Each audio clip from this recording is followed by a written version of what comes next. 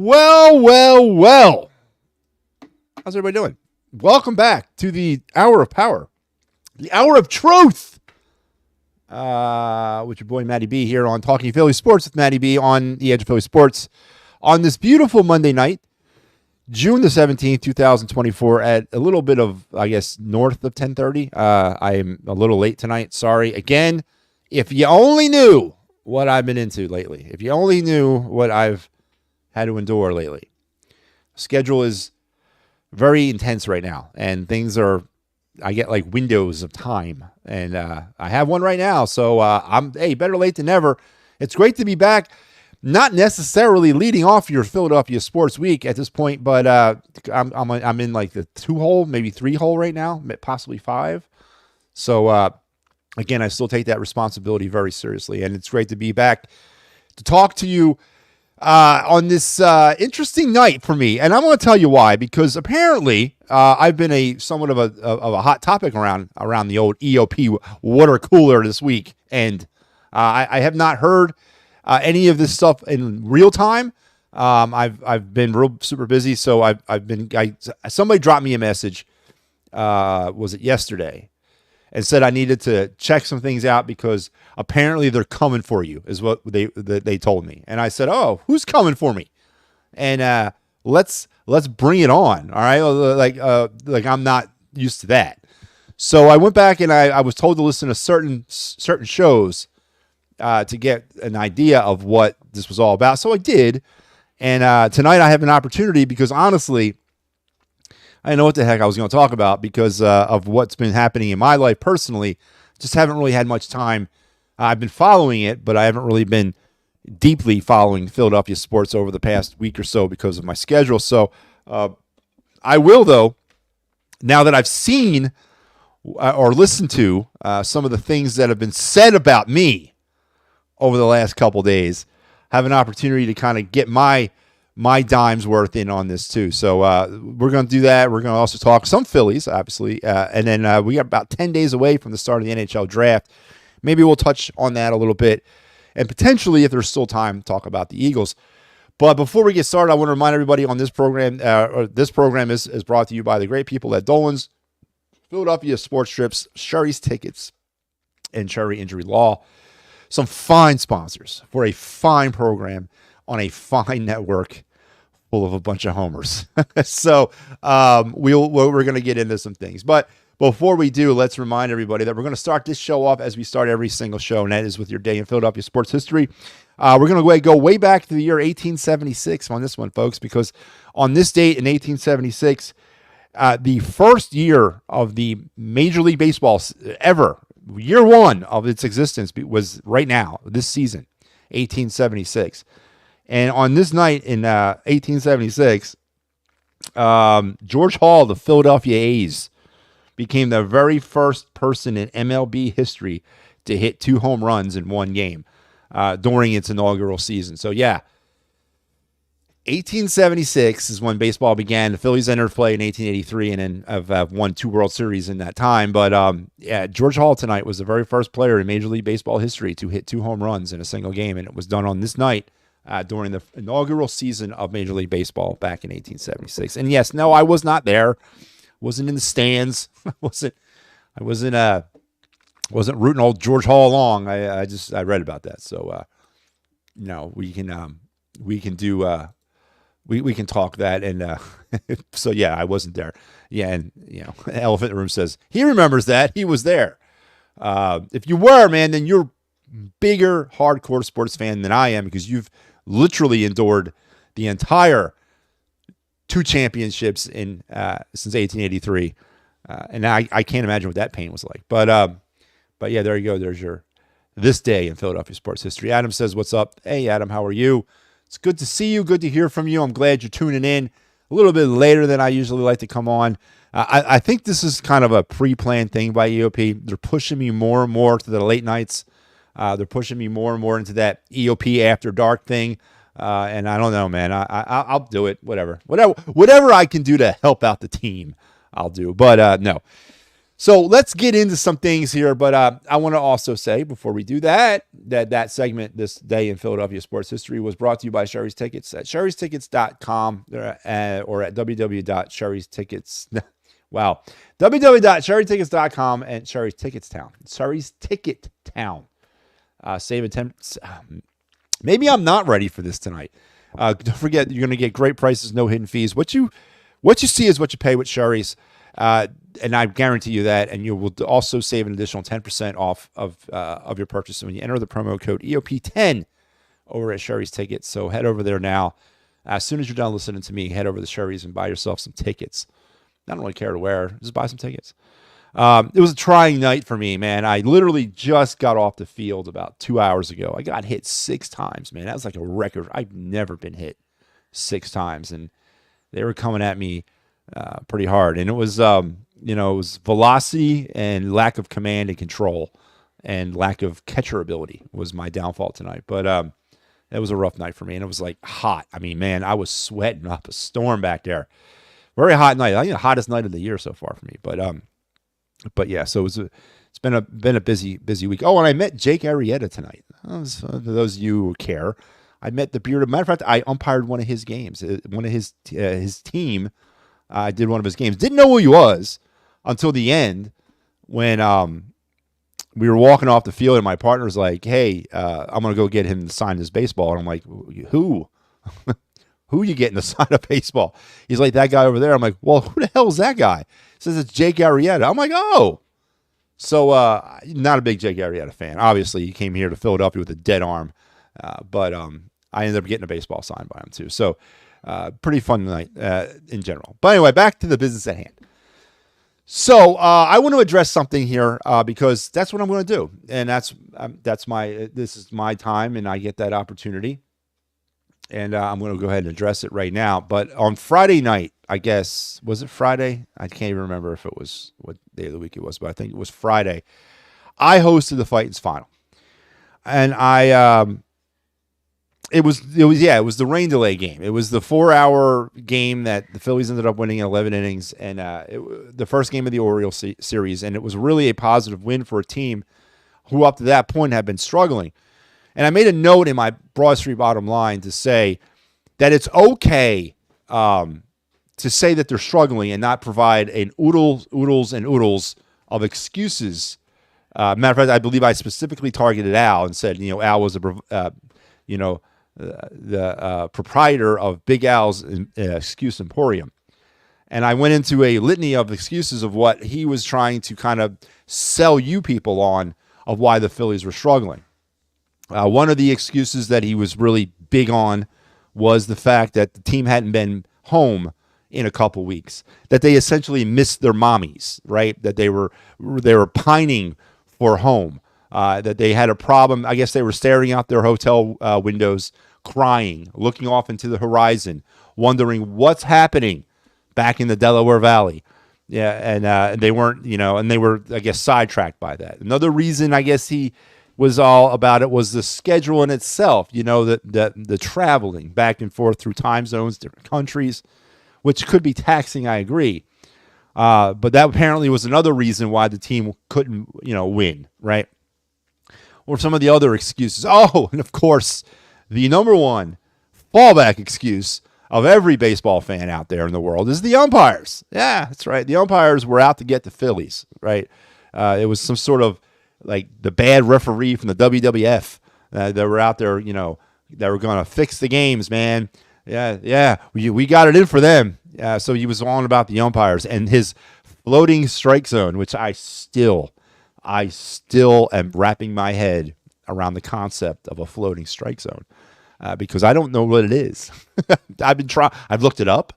I've researched it. I've done lots of work to try to rationalize what the word floating strike zone means, and I'm still kind of drawing a blank here. I don't know what the hell a floating strike zone is.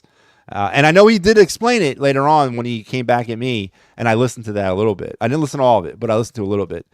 And I still don't know what the hell a floating strike zone is. And I'll get into that. I'll get into the floating strike zone here in a second. Again, I'll clarify certain points as well. He also made a reference to me as of saying, and he lumped me in with Pat Bernard on this one with the Gobbler. And first, before I get into this, I want to send a special attaboy to Pat Bernard, right, the Gobbler. He got kind of attacked pretty hard on his little show there on Sunday morning by Homer 1 and Homer 2 about being and taking certain positions about the Phillies. And he held his ground, man. And I apologize, Pat, that I couldn't be there to defend you as well. But I did listen to it, and I want to give you an attaboy, right? But Al went into saying that I want to burn this thing down. That I've said that I'm on record, or I'm part of the burn it down crew that wants to, because they're struggling, get rid of everybody. That's a lie. First off, that's a straight lie. It's a bold-faced lie.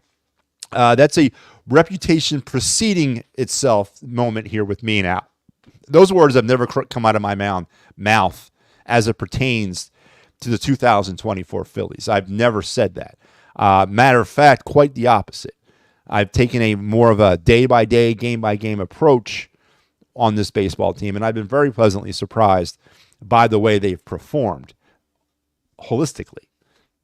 So to kind of lump me in with that group, again, it's more of a reputation thing, I guess, with me and him in that specific point. But I never said I wanted them to burn it down. And to lump me in with Pat, again, I gave him an attaboy, but now I'm going to, kind of jump back in on something else. Pat's a flip-flopper, man. He's a crazy flip-flopper. I've never been a flip-flopper.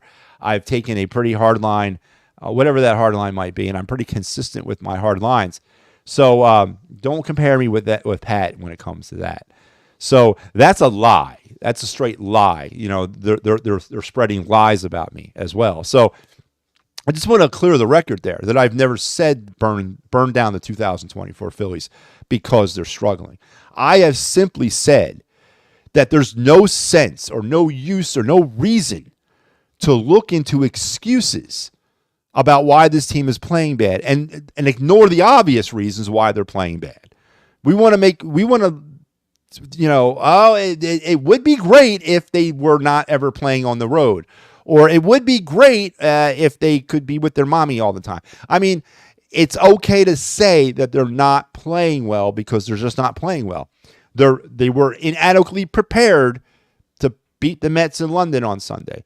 They went up against Boston and Baltimore, two teams that were, one team in Baltimore that's one of the best teams in the league, and why they're behind the Phillies on the power rankings is beyond me, and a team in Boston who at the time was a 500 team, and now they're, leaving that series, they're over 500. They went 2-4, and it's okay to say that they didn't play well, period. Not they didn't play well, comma, or what is that semicolon thing with the little line and the comma thing, whatever that, the dot and the comma thing. If they would have been home, or if they would have, if they didn't have to wear shower shoes when they took the shower, or if they didn't go to another country.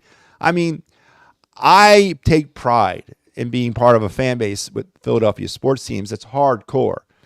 And are we really centered, or are we really sunk into making excuses about not being home, about not being, or, traveling? Listen, were the Phillies taken by surprise by the trip to London?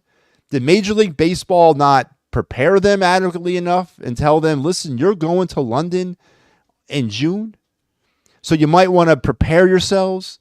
If you have pitchers that have problems not going on going on more than 5 days rest because they're really into their routine, maybe you should take that opportunity if you can to soften that blow a little bit. So they didn't prepare themselves correctly, right?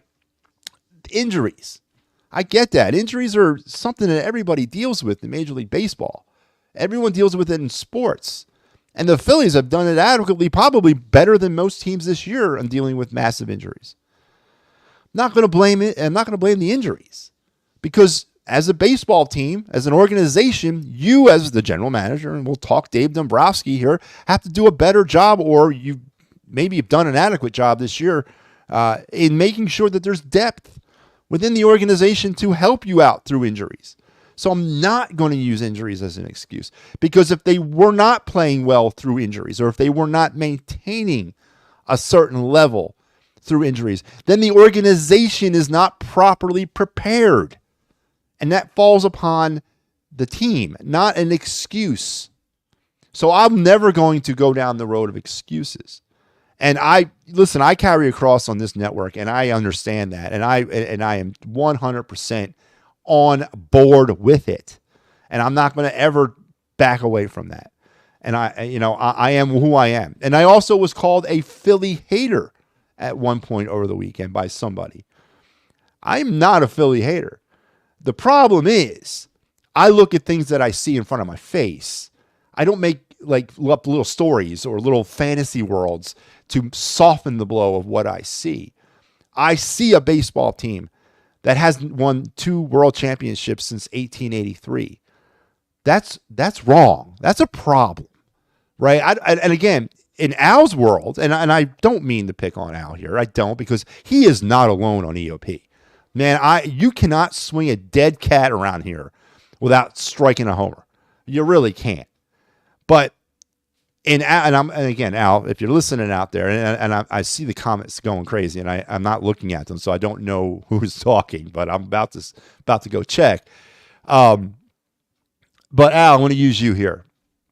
In Al's world, if I say to you that the Phillies have only won 2 world championships since 1983, Al would come back at me with, well, don't forget, man, there was 2 world wars in that time. We had Korea, we had Vietnam, you had the Great Depression, man. And back in the day, right, they had to take road trips by train, and that wasn't very comfortable, right? It wasn't until the 1960s that air travel became more comfortable. I mean, I'd be hearing all kinds of stuff about there's been 19 presidents since then. Just no consistency with the world. I really kind of shuddered to think what I'd hear if I had the excuse emporium open for answering the question of why the Phillies have only won 2 world championships since 1883. And that's unsatisfactory to me. So very opposite to a hater. I want them to win every year. I want 27 or 28 world championships. I want to be the best. But we've accepted not that anymore. In Philadelphia, we're more centered on making excuses for our teams than looking at the reality of our teams, criticizing the people that are in charge of our teams, and demanding change. And that's just the reality. Again, that's the reality of what I see. But I'm the villain. I'm the bad guy because I won't accept losing. I don't understand that. How are you, the homers out there, vindicated, and I'm vilified? You accept second-rate garbage, and you make it into whatever it is you want to make it into. But the reality is that we're not winning. And that goes across the board of all 4 majors. We got a hockey team that's been around since 1967, and they've won 2 Stanley Cups. And I've told you all about the Stanley Cup mythology, about one of the plaques they're coming off this year. But we accept that, and we shouldn't. Got a football team that's won 1 Super Bowl in 59 of them. But we accept that. Instead of saying there's a problem with the culture of the team. And the Eagles are not winning the Super Bowl this year. And the problem with that, and this is a discussion more for later on, I'm saving that one, is it. The homers know they're not winning a Super Bowl. They do know it. Deep down, they know it. They know the Eagles are not winning a Super Bowl this year. But yet they're going to make excuses to try to, make themselves go to sleep at night. But they know that we don't have a legitimate head coach. We got a quarterback that's really probably not digging learning another new offense again. I don't think we've upgraded at all in the linebacker position. And we have a lot of questionable draft picks that are, maybe they're going to work out, maybe they won't. But yet we have Super Bowl aspirations and 15-2 schedule predictions. But deep down, them homers out there know. They know they're not going to win it.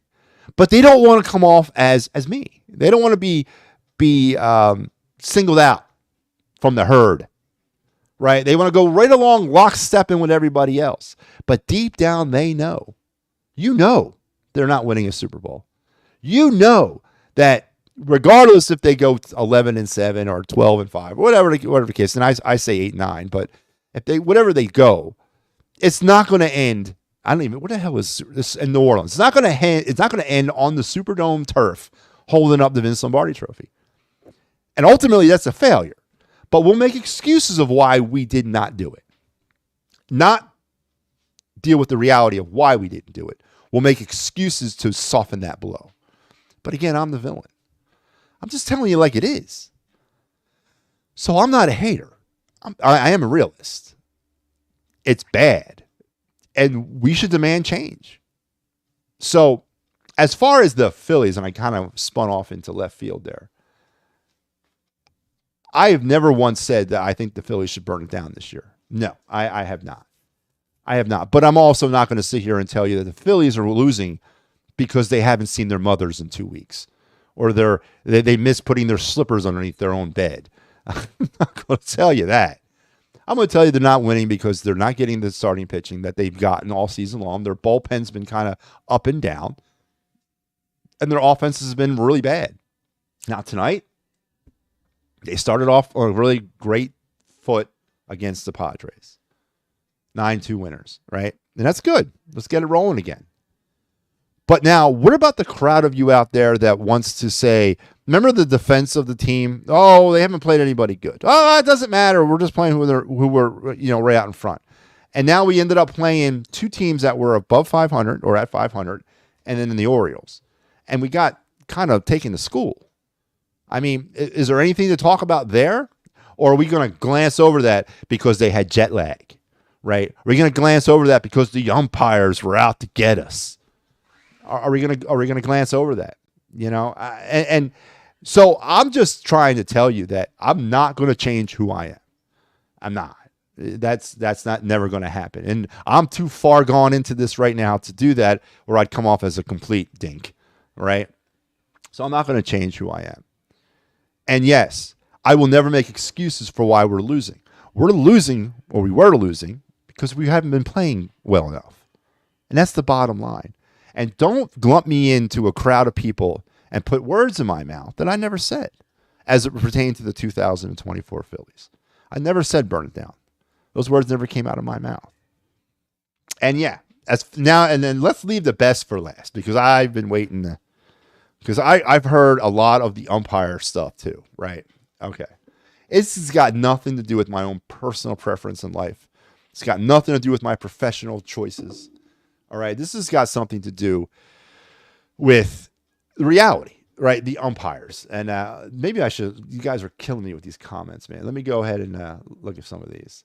Adam says the umps were terrible, but I know you are an ump, so you will never see it. So Adam, I'm going to go over, and I imagine you're talking about the Baltimore series, right? Is that what you're centering on? That's a perfect, Adam. You're like literally one of the first messages I hear, and it's just a perfect segue. So Adam, I'm going to address that.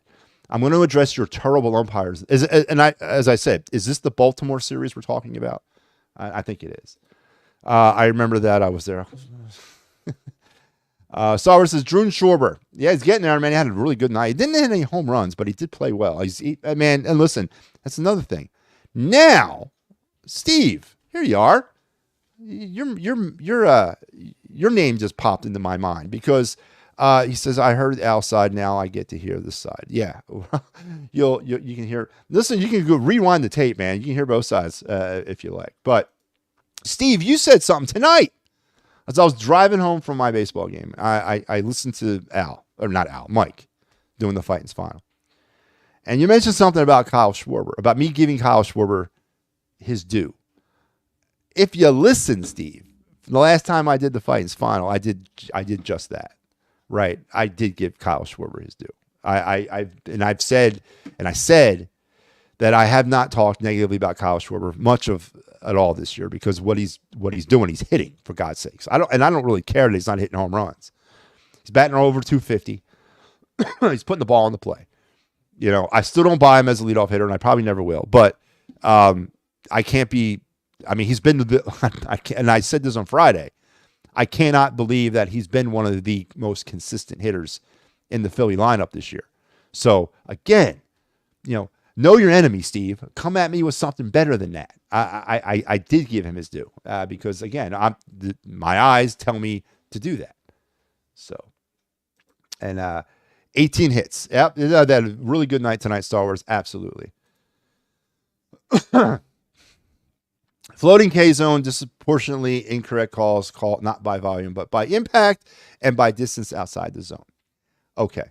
All right. And listen, thank you, Steve, for enlightening me on the floating strike zone. And listen, I got a whole thing lined up to talk about umpires here in about a second. Freddie says, fire Al. Al needs to go. King of the flip-floppers, I never put you in that category, my friend. Yeah, yes, you did. You did. You didn't put me in the flip-flop category. You put me in the category, and I believe it was from the AM and the PM. You know the damn thing, the voice of God thing you do on Sundays. I listened to it like at 4:00 in the morning last night when I was done doing what I had to do. You said something in reference to you and MattyB, and again, I'm paraphrasing. I don't remember verbatim, but you and MattyB are part of that "Let's Burn It Down" crew. And that's what you said. I'm paraphrasing, of course. I don't remember exactly. No, you never called me a flip-flopper, and I know that. And that's why I pulled back from my supporter, Pat, by saying, listen, thank you for defending me, but we're not standing on any hill together. I just wanted to put that out there that, you did say that I was part of the crowd that burned it down. Those words never came out of my mouth. Strike location, drift from two different points of the same game. Steve, okay, listen, you're going to break it down geometrically for me, and that's fine. But we're gonna get into the report cards here in a second because I have the data over the Orioles series. All right, because when I look at a strike zone, I just don't see how you can float a strike zone. I don't, and I understand what you're trying to say here, Steve. I get it, but we'll get into that here in a second. I think that was Al. I think that's what Al means. Yeah, he might mean that. Yeah. Never said they weren't playing bad, but circumstances play factors in that. Yeah, no. What are you now shying away from the word excuses, Al? We can put excuses as excuses and circumstances. Are they antonyms? No, they'd be synonyms, right? I'm sorry. Are they synonyms? Bohm at 60 RBIs, but yeah. Bohm's all-star season for Alec Bohm, I think, in my aspects. MattyB and PattyB are true Negadelphians. All right. No, see, Fred, I don't think I'm a Negadelphian. And if negative means being real and looking at the reality of situations and not drinking Kool-Aid because of a shiny new object that's being waved in front of my eyes like some sort of, maybe child. If that's what that means, then yeah, okay, call me a Negadelphian. But I've always wanted more. And I think you guys, and again, Fred, I'm not, I don't mean any disrespect to you, but some of the other fans out there are more concerned about, they're more concerned in relevancy, I guess, than in championships, being part of the equation, being part of the discussion, and not winning championships.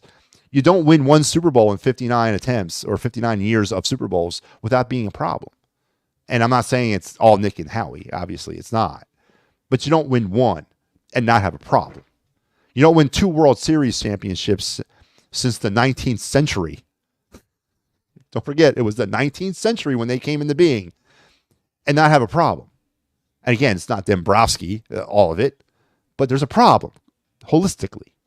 You don't win 2 Stanley Cups since 1967, and you won those back-to-back within 7-8 years of your existence and not won one since without there being a problem.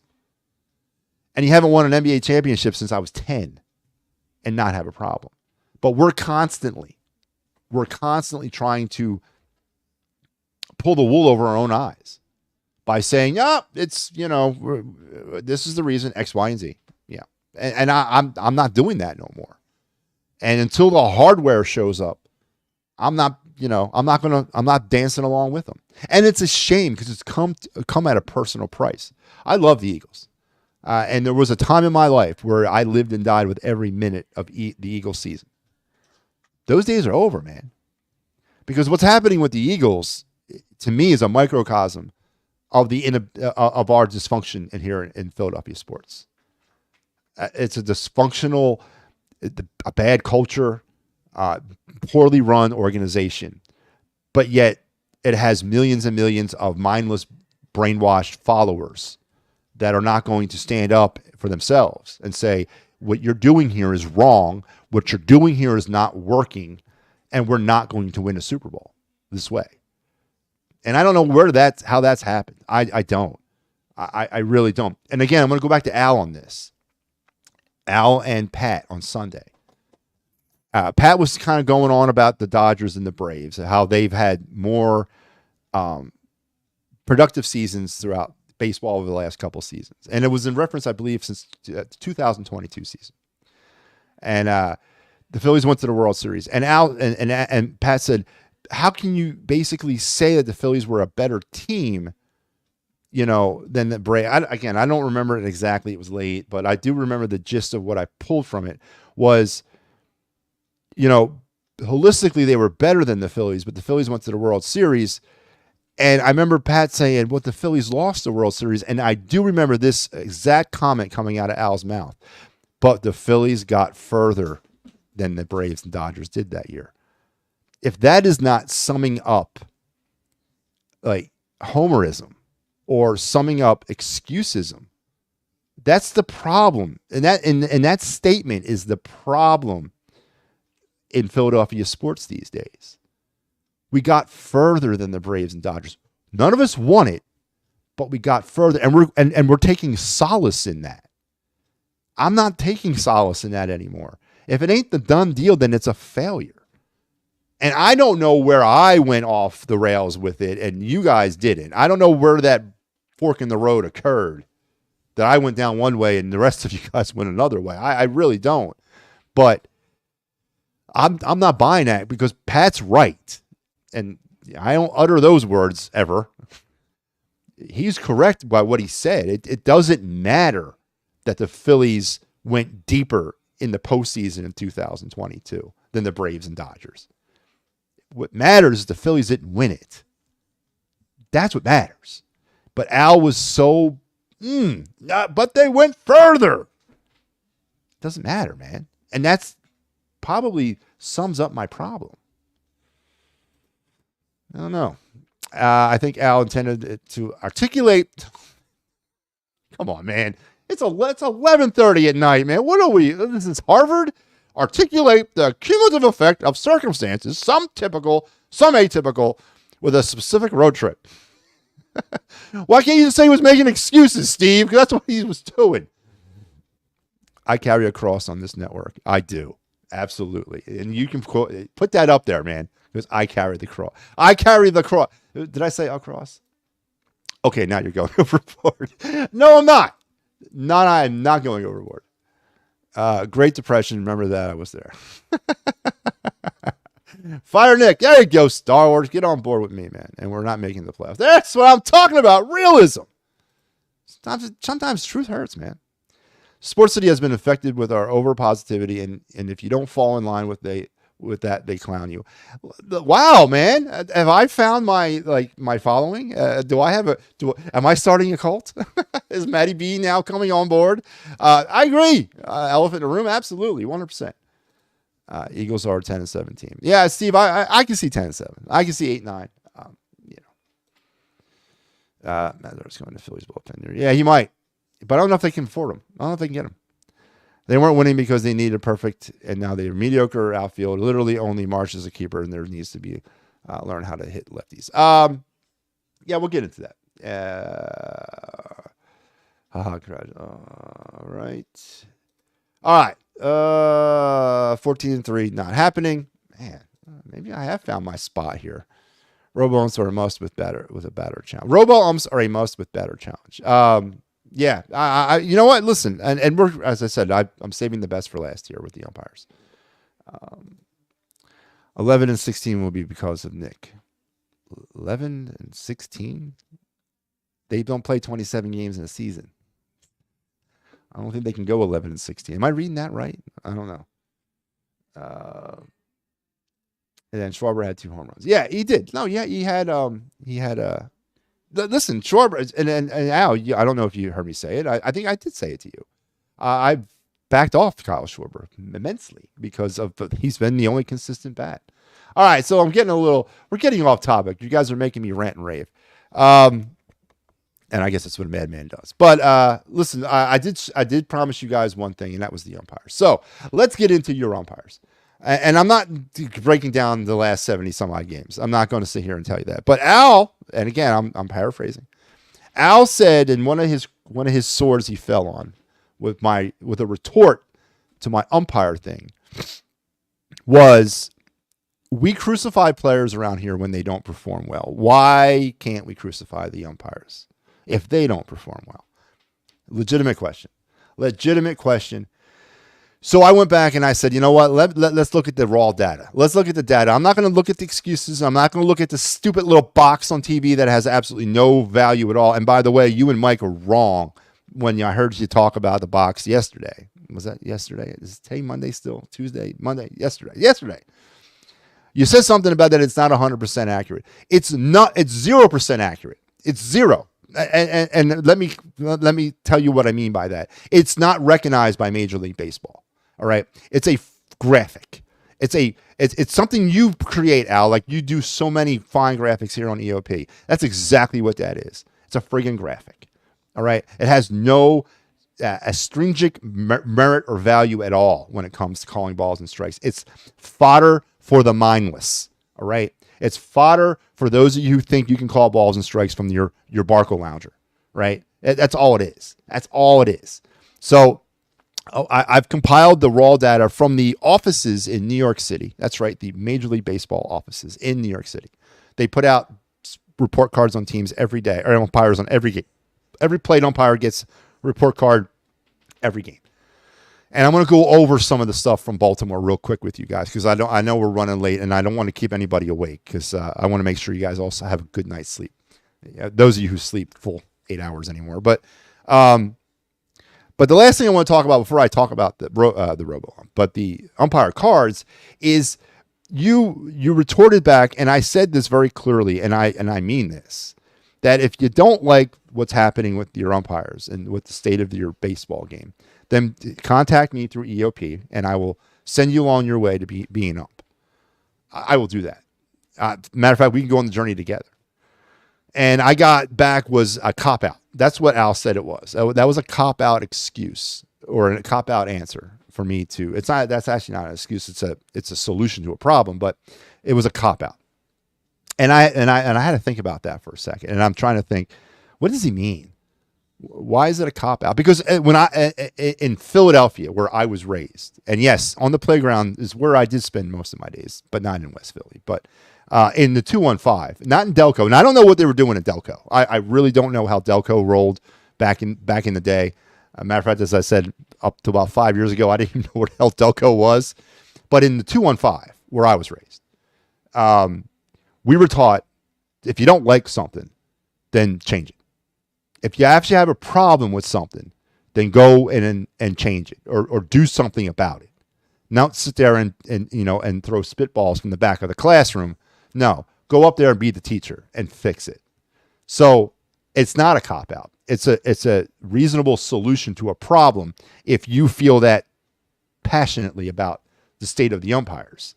Then go become one and change it. So no, it's not a cop-out, Al. It's not. It's a solution to a problem. And I have that solution for any of you out there, seriously, that you want to come and pick up the mask and follow me. I'm there and I'll help you. But I take immense offense to the cop-out response because it's not. Again, maybe in Philadelphia, where I was born and raised, in the city of Philadelphia, in the 215, the 131, the 19135. Maybe that was how we rolled, and in Delco, you guys rolled a certain other way, and that's okay too, and I get that. But no, it's not a cop out. But let's take a look at the umpires because I've been waiting to do this. God damn, you guys are killing me with these messages. All right, here we go. So Friday night, which was on the 14th, right? I wish I could put these up on the screen. I saved these as not JPEGs, and I don't have time to run back through and fix it. So I'm sorry. I'll do better next time. It's not an excuse. I just messed up. On Friday night, it was Charlie Ramos was behind the plate for the Phillies-Orioles game. Now, of course, this is the game the Phillies won. They won in extra innings. Now, before I get into revealing what Charlie did holistically, let's create a grading scale. All right, I want to create a grading scale, and I honestly want to do it fair. I don't want to do it unfair. So Al, and I'm going to use Al's words, right? I'm going to use Al's words. Al, and I agree with, actually I do agree with this. Al says in the world of baseball, we hold our players, because we're talking about crucifying players versus crucifying umpires. So let's use players as our kind of our scale here, right? We say in baseball it's a 30% success rate, that when our players are batting 300 or better at 30%, that's success. That's good. We don't ever get on a player who's batting 300. We never do. So, okay. So can I use the same scale for umpires at 30% effective? You know that I can't. So, right off the bat, we have a problem on how we're going to evaluate them, because we're going to evaluate players based on 30% being good, and we're going to look at umpires and say that there's no way in heck we can use 30% to evaluate them. An umpire who's calling balls and strikes 30% effectively is not going to be considered a good umpire by no stretch of the word, right? Or imagination. So we can use the old-fashioned 100% because, again, apparently umpires are held to a little bit of a higher standard than players are, because players, we're only holding them at 30% of a standard, but we're going to hold umpires at 100%. I'm using Al's words. Again, this is real stuff here. This is not me making an excuse. I'm using Al's words that he said, that 300 is a success in baseball, 30% world. But we can't grade umpires at 30%. I don't think we can. That wouldn't be fair, because players have such a harder job than umpires do. So we're going to let a player slide who's batting 300 at 30%, but we're going to destroy an umpire, and rightfully so, who's not calling balls and strikes any better than 30%. So we'll use the 100% grade, and we'll roll with that, right? I'm okay with that. So Charlie Ramos on Friday night was 87% effective in calling strikes. 7 of his 53 called strikes were true balls. So he missed 7 straight pitches. He called 7 pitches strikes that were true balls, right? He was 98% effective in calling true strikes. So, or he was 98%. He was 98% effective. 2 out of 105 called balls were true strikes. So he missed a total of 9 strikes, and he missed a total of 2 balls. So out of 100 and, I'm doing the fuzzy math in my head, 160 or 158 pitches, he missed 9. 9. Where's the cross and the nails? Somebody get them for me. Let's go get them. Come on, folks. I am not going to accept that. 87% with his called strikes, which was actually 1% below the current league average of 88%. So let's go. Let's get him. Let's get him. His called ball strike accuracy was at 98%, which of course the league average is 97%. So he was 1% above the league average on calling balls. His overall accuracy for the game was at 94%, which is right on line with the league minimum of 94. His overall consistency of his entire game together was 95%, which was 1% higher than a league average of 94. So the grade of 95 and 94 divided by 2, well, I mean, what do you got there? Let's call it a 94 point. Let's call it a 95. So he scored basically a 95 in his umpiring grading scale from the Major League Baseball office on Friday night in Baltimore against the Phillies. Interesting. 30%, 95%. I don't know. I think that he did a pretty good job. And let me back it up. I don't think he did a pretty good job. Apparently, Major League Baseball thinks he did a pretty good job. So maybe that's an outlier. Maybe Friday night, the Phillies won. Maybe that's an outlier. Let's take a look at Saturday night. Maybe the truth will be told then, right? Maybe there's the problem. So let's bring up Saturday, which was June the 15th. And here we go. Okay, who was behind the plate? Oh, Lance Diaz. Yeah, he had a bad night. I thought he had a really bad night. Actually, I thought he had a bad night. I watched the game on the archive the other night, and I thought he had a bad night. So let's take a look at the grades here. His called strike accuracy was 90%. So the league average is 88, and he was calling his balls and strikes on Saturday night at a 90% accurate rate. He missed five pitches. He called 5 strikes that were balls. Man, where do they get these hacks, man? Where do they get them? On his called strike, or on his called balls, he was 2 out of 87. So he missed 2 balls that were strikes. So that's 98% effective. So for overall, league average is 97. So out of 87 plus 48, Steve, you're out there. What is 87 plus 48? 130 something, 140 something, 130 something. He missed 7 pitches. Again, where do they find these guys? I can't believe it. His overall accuracy was 95%, 2% above. His overall consistency was 93%, 1% under. Let's call it a total of 94. So he scored a 94. 94 out of 100. Last time I checked in school, that was pretty damn good. 94 out of 100. Again, it's not 30%. I understand that, Al. I just want to preference that. It's not 30%. And you're right. It's got to be better. If it ain't 100%, yeah, but 94% is pretty good.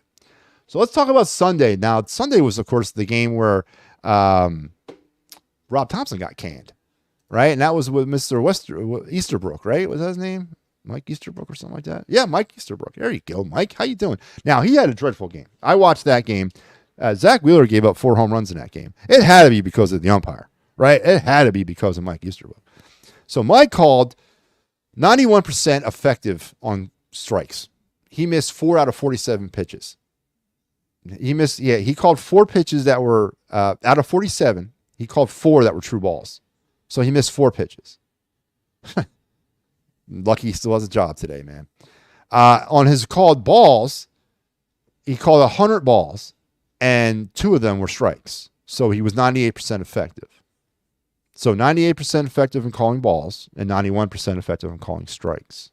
His overall accuracy was 96%, and his overall consistency was 96%. So when I do 96 plus 96 and I divide that by 2, oh yeah, I get 96. So Mike Easterbrook, who has been considered the worst umpiring of the weekend, finished with a 96%. Again, this is reality, folks. This is not me making them up. This is the reality. And this is public information. Go ahead and find this stuff for yourself. I'm not making up these numbers. But yet, we're going to perceive it because the box on Fox or on NBC says it's cutting over on the corner and it's higher leverage here because of the barometric pressure that's moving in off the East Coast and Seabird. No, the bottom line was that box is crapola. You shouldn't be paying attention to it. You know what you should be doing? You should be watching the balls and strikes as they come in across the plate. You should be looking at the bottom of their knees to their numbers. And then you should be looking at a pitch. Now, it's very hard to see exactly where the ball is exactly in relation to the plate from watching it from television. And that box does nothing to help you, right?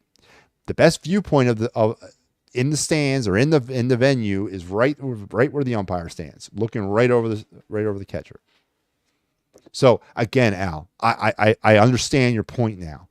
We accept success from our players at 30%, but I guess we're not accepting 96% from our umpires when we're grading them on a scale of 1 to 100. So before you cast asunder the umpires, know what the hell you're talking about. They're not catching them all. I get it. That guy missed 2. He called 100 balls and he missed 2 of them. How dare he? How dare he? Right? How dare he do that? Now, as far as Rob Thompson getting the boot, it's really a hard thing to kind of decipher. I wasn't in there in the conversation. I don't know what was told. Rob Thompson was obviously frustrated about the losing and the alleged bad strike zone, whatever. And this got the best of him, and he got the boot. So I'm not going to sit here and defend Rob Thompson, nor am I going to sit here and defend the umpire. It happens in the heat of the moment, and we're human beings, and that's what happens. So it happened, and I'll leave it at that. I am so lost on all these things.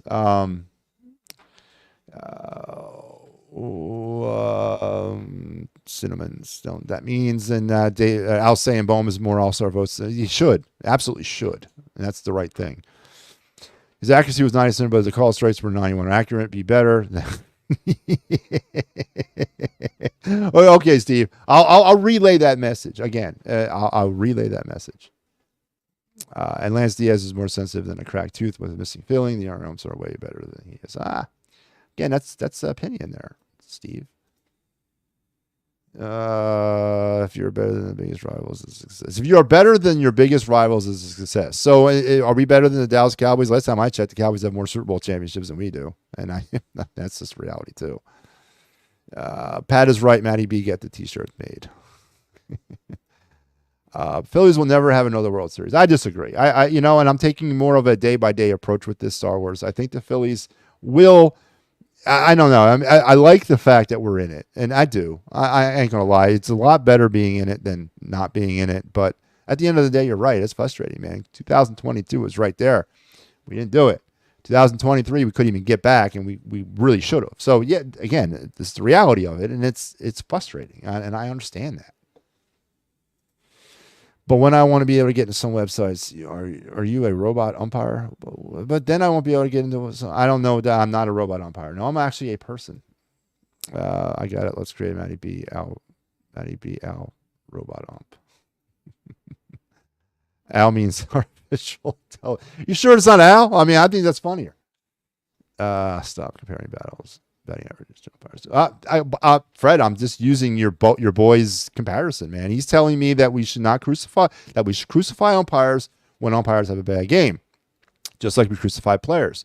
And I was using the scale of a batting average of 300 as success. These are Al's own words in Major League Baseball. And I was just saying, okay, well, if we're saying that at 30% that we consider it a success for the players, should we judge umpires the same way? I mean, they all play the same game, right?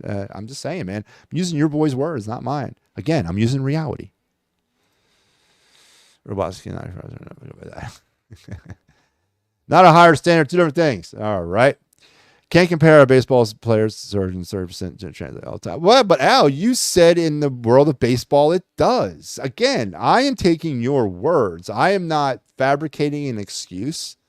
I am taking your words, and I'm saying if we can apply, you told me to apply the same type of criticism to the umpires as we do to the players. Your words, Al, not mine.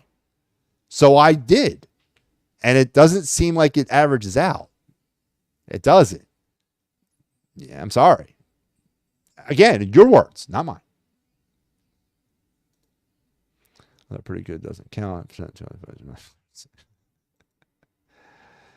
The strikes in the middle are easy. They represent cards. Steve, I don't have time for this, man. You're not doing it. We're not doing algebra here tonight, all right? No one ever said Wheeler's performance was because of the ump. Are you sure about that? Are you sure? Maybe in parties and circles that you're not privy to, deep down in your own minds, that you're, has the thought that this count was prolonged because of a missed strike. This count was prolonged because of a missed ball. He left Wheeler out there on the mound for one or two pitches too long, and that is why he gave up a home run here, there. Then he wore down, and then it's all domino effect from there. Don't tell me, and I'm not saying you personally, Al, but don't tell me the Philly faithful out there, those thoughts did not start kicking around the old brain box. All right? Of course it did. Of course it did. And you also said something to the effect that umpires have a tendency, or they affect the game. I don't remember exactly what you said, but you said something about umpires affecting the game, or allowing umpires to affect the game. Well, unfortunately, there's another coin to that side. You can center in on an umpire and say, you missed this call. Yeah, you might be right. I did. But what about the other 6 outs you had in this game? Was I direct responsible for you striking out 9 times? Was I directly responsible for you bouncing into 5 double plays? Why don't we spend more time talking about that than gravitating to the 1 or 2 times that an umpire might affect an outcome of a play or an inning? We don't spend nearly as much time talking about Alec Boehm, who has had a all-star like first half. That does have a tendency to ground into the double play quite a bit.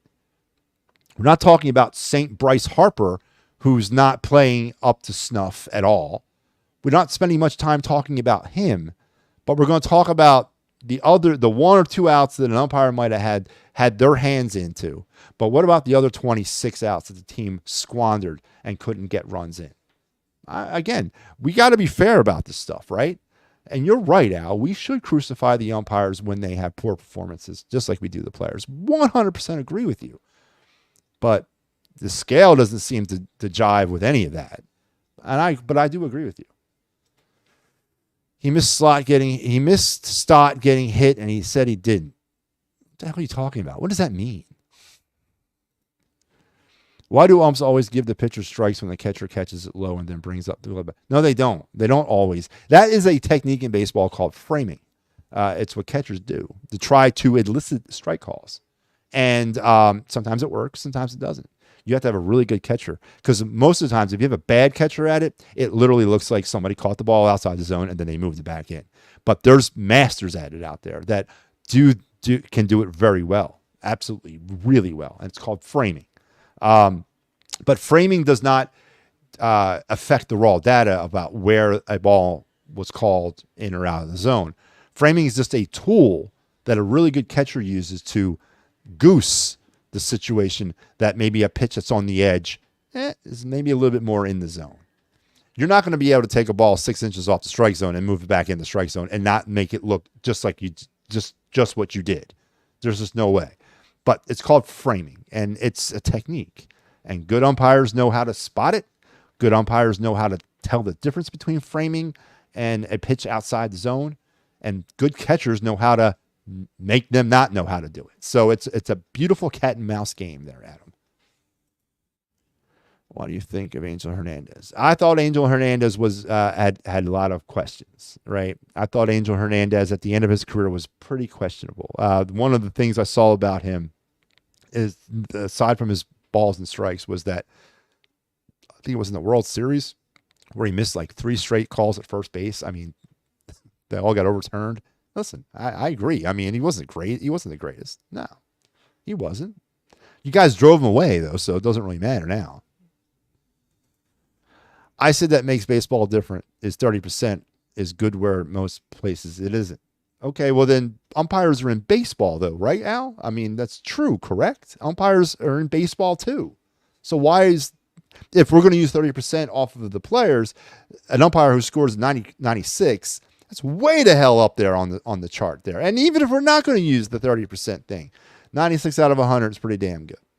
Yeah, it is. It's pretty damn good. So, again, before you guys, and again, Al, I don't mean you personally, man. You know I love you. But before you guys spout off ignorance about umpires, do some homework about it. Look at the report cards. Go looking around for data on how they're pulling this information from New York. It's all public. It's not like you need special rights to get it. It's there. Take a look at it. And just because your little box on your flat screen TV is not showing a ball that's directly down the middle, it doesn't mean it's not a strike. All right? It doesn't. So that's all I wanted to say about that. In general, I understand the cat and mouse game that we play here on EOP. I do. And it's great. It's fun. It makes for good entertainment. But I will never back off of my point of views, and nobody else should back off of theirs either. That's not how it works. Just because I think I'm right doesn't mean I am, and just because you think you're right doesn't mean you are either. We got to find a way to live together, and I understand that. But as far as my weekend of hearing about all the backlash that I received after making a very harmless Big Al, the owner and purveyor of the Big Al Excuses Emporium, I had to respond, man, because Al, you knew I couldn't let all that go, and I know, and you didn't want me to let it go either. So I said my piece about that. And then I guess I don't know if we're going to leave it at that or if we're going to continue this little dance, which is fine. We will. I have no problem with that either. But let's move now back. An hour into the show, and I talked about absolutely nothing. That's great. All right, let's talk about the Phillies in general right now. Winners tonight, 9-2. Is there some concerns? Yeah, there is. Trey Turner's back. Johan Rojas is gone. Al, I know you were pro Rojas, and I was too. I thought that he was something there. I thought there was some work there that needed to obviously be done offensively. But I think generally this was the right decision. I would have been okay with either Rojas or Pache. Pache being DFA'd, I would have been 100% okay with that. And I've also was 100% okay with Rojas going down. David Dahl is, I guess, here to stay for a little bit, did not get sent back down. I mentioned that I've been talking about David Dahl throughout the first half of the season. I really think he's going to be part of what this team accomplishes towards the end. I think I made a vision in my head of David Dahl hitting a liner down the first baseline in a crispy, October afternoon in the NLCS or whatever, maybe in the World Series. But no, I think it's a good move. And obviously getting Turner back, was 1 for 5 tonight, I believe, is really good for the Phillies. Is there more work to be done? Marchand, what was he, 4 for 5 tonight, 3 for 4, something like that? That's very good to see. Garrett Stubbs does nothing for me.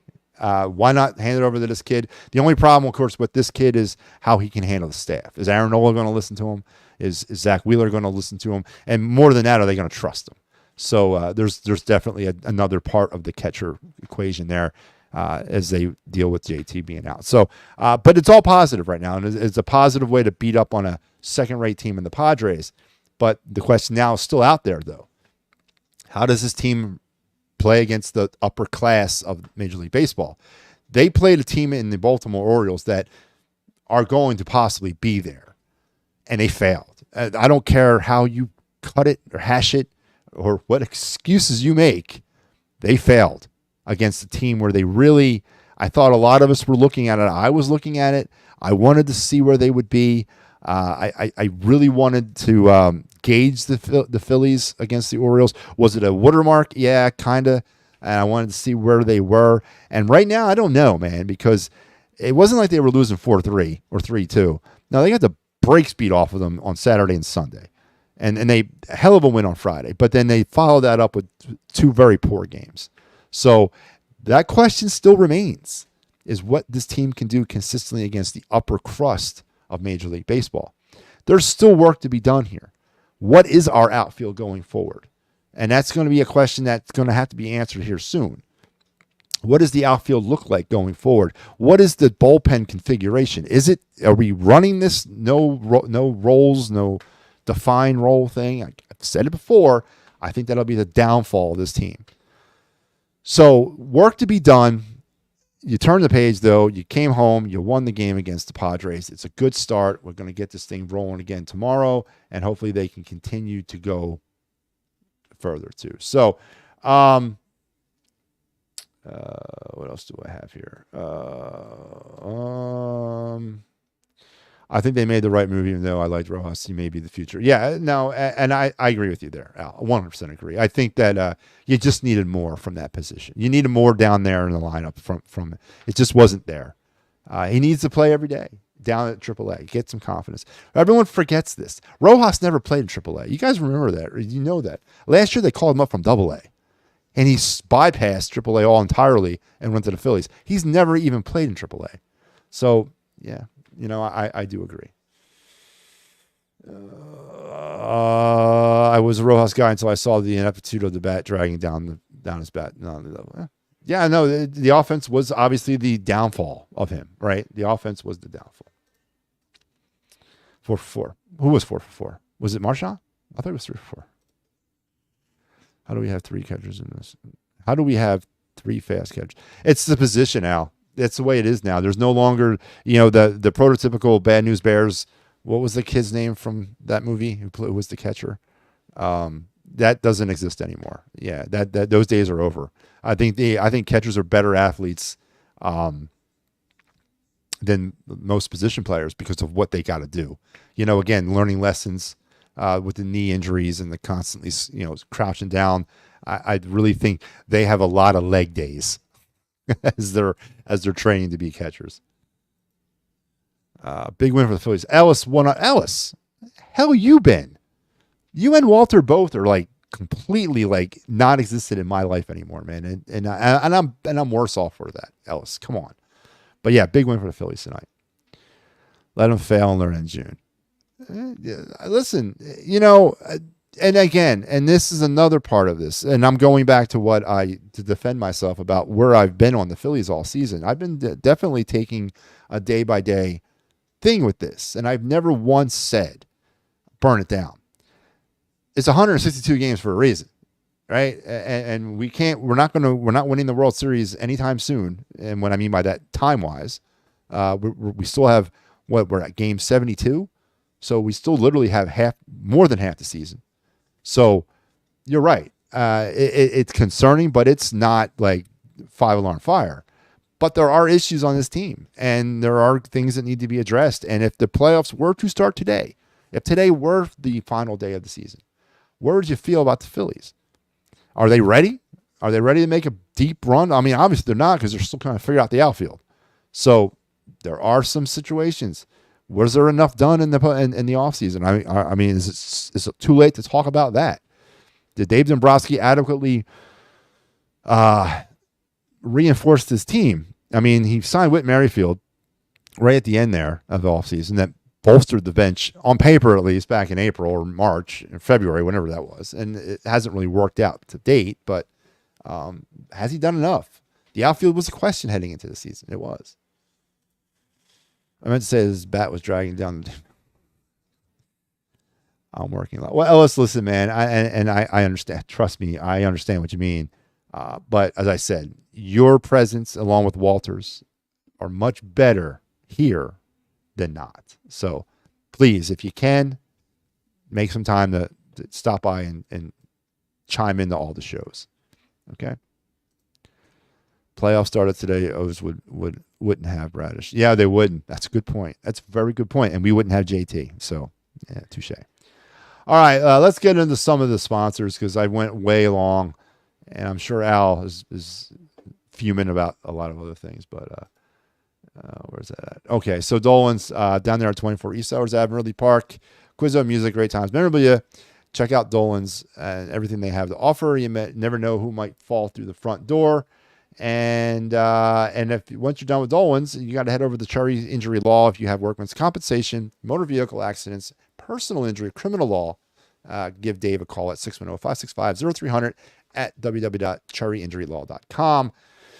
And one last one, and it's the Philly Sports Trips, which for some reason I don't have that on my thing. Philly Sports Trips, right? If you want to travel with like-minded individuals who like and enjoy the same things you do, if you have a yearning to go to the Steel City in Pittsburgh, well, and if all those things match, do I have a spot for you? That's Philly Sports Trips at www.phillysportstrips.com. Head over there now because they got the Pittsburgh thing spinning up. They just got back from Baltimore. Headed to Pittsburgh. I want to say Chicago is next. So they got Pittsburgh and then Wrigley on 4th of July. And listen, if you cannot be at the shore on 4th of July, right? If you're not down at Wildwood drinking the fishbowl on the beach watching fireworks on 4th of July, then the next best place to be is Wrigley Field. I mean, I don't know how much more American you can get than Wrigley Field on 4th of July. And they're headed that way over that holiday. So make sure you head over the Philly Sports Trips today. Adam wants to know if Derek Hall is still with the Phillies. He is. He is still there. He is still there. Blocked by St. Bryce. But yeah, he's still there. All right, guys, listen, and real quick, I don't have the energy to get into Nick Sirianni and Jalen Hurts, but there was a statement made by Jalen Hurts. Didn't seem, first thing first, Jalen Hurts. Why is it he always sound like he just either woke up or he hasn't been to sleep in days when he does like talking? I mean, it's very like, it's very monotoned and low. It sucks the energy right out of me when I listen to him talk.